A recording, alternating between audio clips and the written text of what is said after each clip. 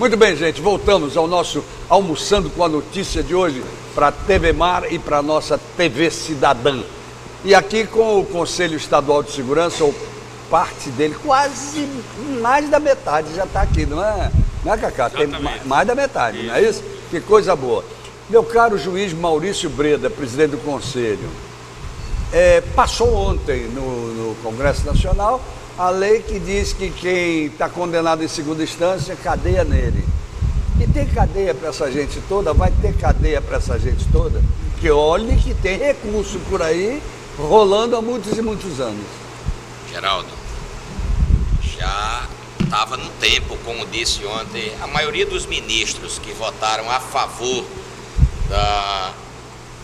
da prisão após o julgamento no segundo grau, a confirmação da condenação no segundo grau, eles disseram exatamente que os recursos estavam sendo utilizados para a impunidade, para a procrastinação, e que o recurso não devia se valer dessa situação. Perfeito. Então as pessoas estavam empurrando com a barriga uma condenação, às vezes não se alegava nada no recurso, só a simples impetração de um recurso já dava um efeito suspensivo no cumprimento daquela decisão, uma decisão condenatória. Muito bem. Não era um despacho de mero expediente, uma decisão interlocutória, mas uma condenação, seja por um tribunal do júri, seja por um juiz singular. E essa decisão, ela mantida no segundo grau, num tribunal de segundo grau. Então, isso, Geraldo, obrigatoriamente, como disse o ministro Gilmar Mendes ao votar, ele disse: agora haverá sim de ocorrer investimentos no sistema prisional. Nós vamos ter que construir, o governo federal vai ter que ajudar os governos estaduais, tá certo? A construir, a levantar mais cadeias. E eu quero dizer que nós já estávamos aqui na 17ª Vara Criminal da capital, preparando uma relação, daquelas pessoas condenadas e com a decisão mantida pelo Tribunal de Justiça, para que essas pessoas comecem a cumprir pena. Muito bom. Nós vamos iniciar isso imediatamente, a partir de amanhã nós já estaremos buscando essas pessoas. E não é segredo, não preciso dizer a elas que elas fiquem, que elas corram. É a lei. Já foi divulgado ontem. O Supremo Tribunal Federal já chancelou. Tem alguns entendimentos contrários, a OAB ela é contra, tem o entendimento dela, tanto é que a provocação veio da OAB.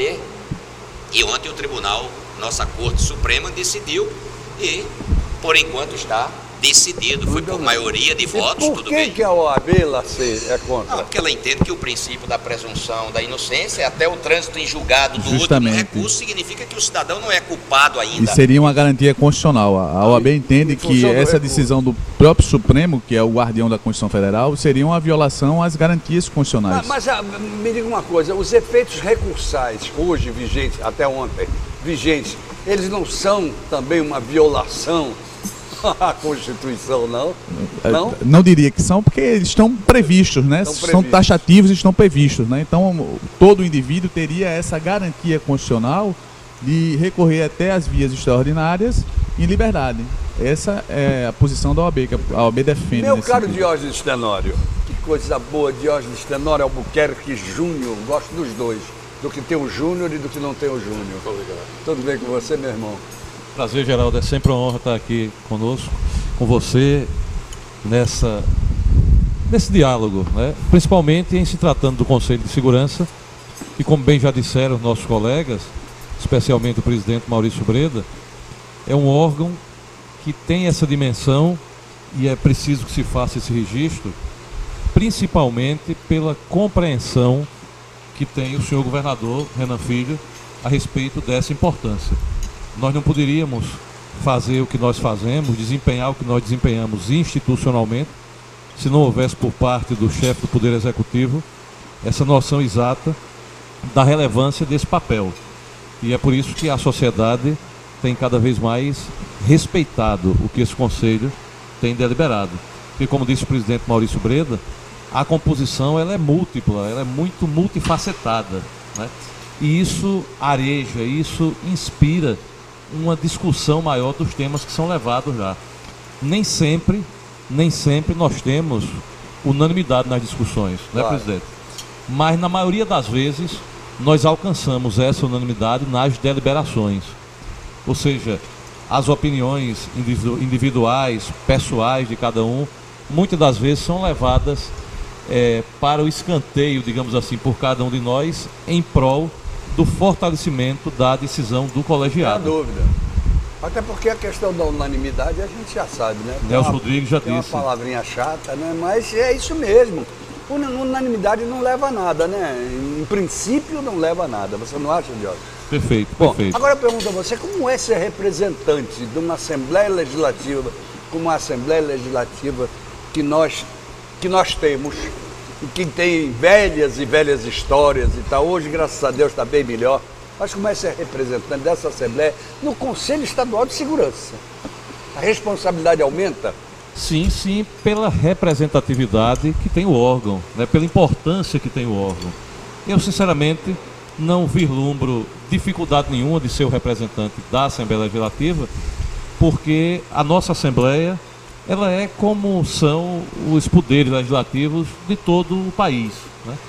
É um órgão, a Assembleia é um órgão formado pelas mais diversas representações da sociedade, que legitimamente escolheu aqueles que estão lá no exercício do mandato.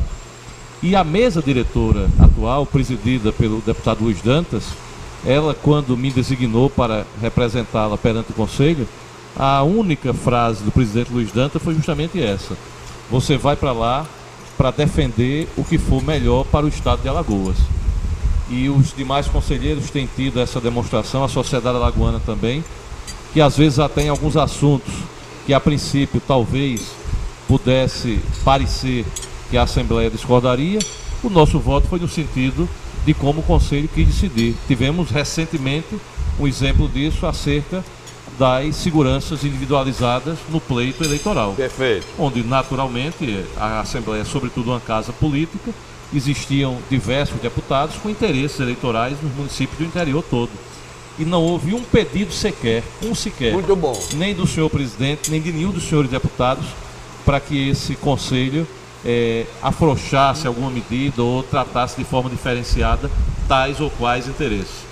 Não houve nenhum desse pedido, repito. Primeiro porque a Assembleia confia nesse Conselho e sabe que ele está trabalhando pelo melhor de Alagoas, e também porque nem a Assembleia, nem nenhum outro órgão ousaria pedir nada que fosse 1 milímetro sequer fora do que a lei determina, porque esse Conselho já tem esse respeito, já tem essa segurança perante as outras instituições. Falou uma das coisas mais importantes aí, que foi exatamente isso: confia nesse Conselho. E eu acho que o público que está nos ouvindo agora confia nesse Conselho. Por isso é que ainda um pouco atrás, no primeiro bloco, meu caro Maurício Breda, eu fiz aquela pergunta a você: até que ponto o Conselho tem ingerência no planejamento da segurança no Estado? Não é ingerência a palavra seria auxílio, colaboração, parceria, porque eu acho que o público telespectador confia nisso, que nós temos esse Conselho hoje. Geraldo, se me permite, continuando aqui a fala do conselheiro Diógenes Tenório, a Assembleia de 2015 para cá não criou nenhum fato negativo para a segurança pública. Que coisa boa. Eu não sei se isso foi em virtude da fala do governador Renan Filho, que disse que não transferia responsabilidade e que cada um iria fazer o seu papel, mas a verdade tem que ser dita. Não tivemos nenhum problema surgido da Assembleia Legislativa para dentro da segurança pública. Muito bom. E isso tem dado uma tranquilidade muito grande, que a Assembleia é um poder, como o Tribunal de Justiça o é, e o Poder Executivo. Mas mesmo assim, quero parabenizar o comportamento dos senhores parlamentares no tocante à segurança pública. Eles têm aprovado tudo o que diz respeito aos projetos de interesse da segurança pública, e isso é um papel, independentemente de legenda partidária, no combate à criminalidade.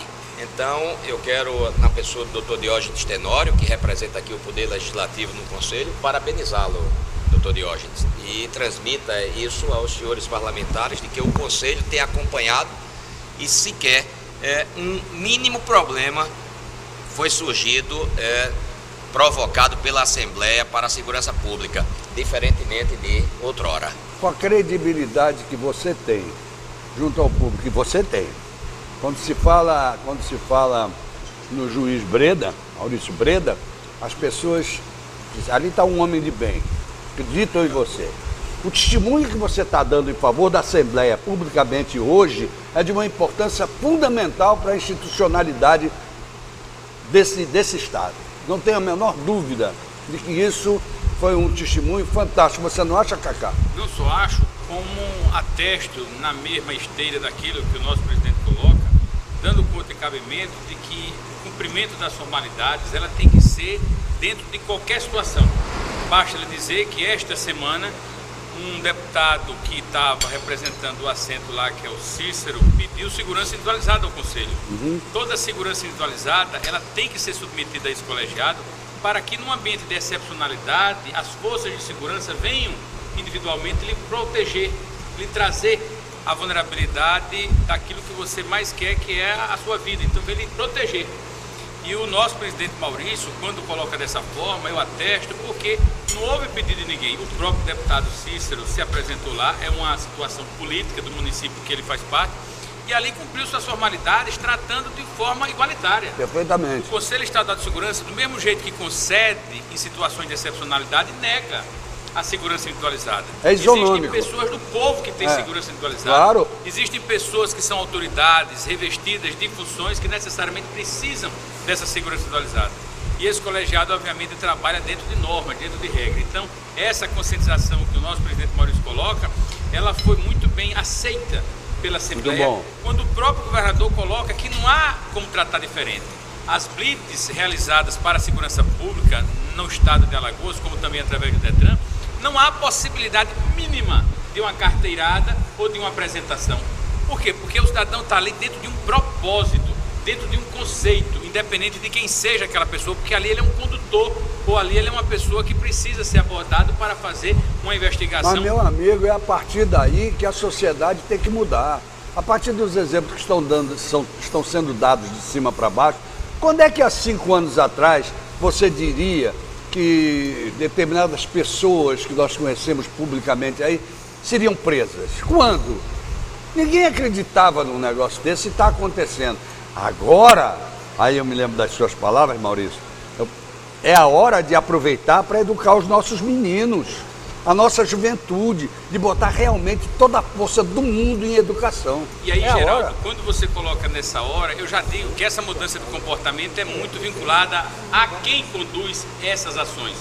Não foi à toa que num período passado, não muito longínquo, o próprio GECOC, com a 17ª, entrou dentro da Assembleia cumprindo mandados de busca e apreensão para trazer justamente fatos que remetiam a crimes. Perfeitamente. E dentro de um conceito absolutamente à margem daquilo que a gente estipula, que é a conduta ética de qualquer parlamentar. Exatamente. Então esse divisor de água se deu também muito, e aí o registro que o presidente Maurício coloca, o Luiz Dantas, como o Diógenes colocou, é justamente que quem conduz o órgão é quem cria esse ambiente. E o Conselho Estadual de Segurança Pública pode atestar aqui, trazendo a informação à sociedade, que no governo Renan Filho nunca se prendeu tanto. Nosso presidente Maurício Breda colocava que essas operações de prevenção na rua, ela trata um conceito interessantíssimo, que é tirar de circulação esse meliante. E é até bom você falar nisso, porque me lembra uma entrevista que você me deu, e é bom que o público entenda que a lei seca não serve só para quem está bebendo, não. Ao contrário. Pelo contrário, serve para tirar o meliante da rua também. Porque se justifica às 9 horas da manhã a operação da lei seca exatamente. Dos carros. Não é porque o cidadão está embriagado. É porque nessa integração que aqui se colocou, se busca também um processo de apuração. 3 mandados de prisão foram cumpridos na operação da lei seca na cidade de Arapiraca, na porta do shopping, às 9 horas da manhã. Meu presidente Cacá, diga quantas operações o Detran tem feito da lei seca.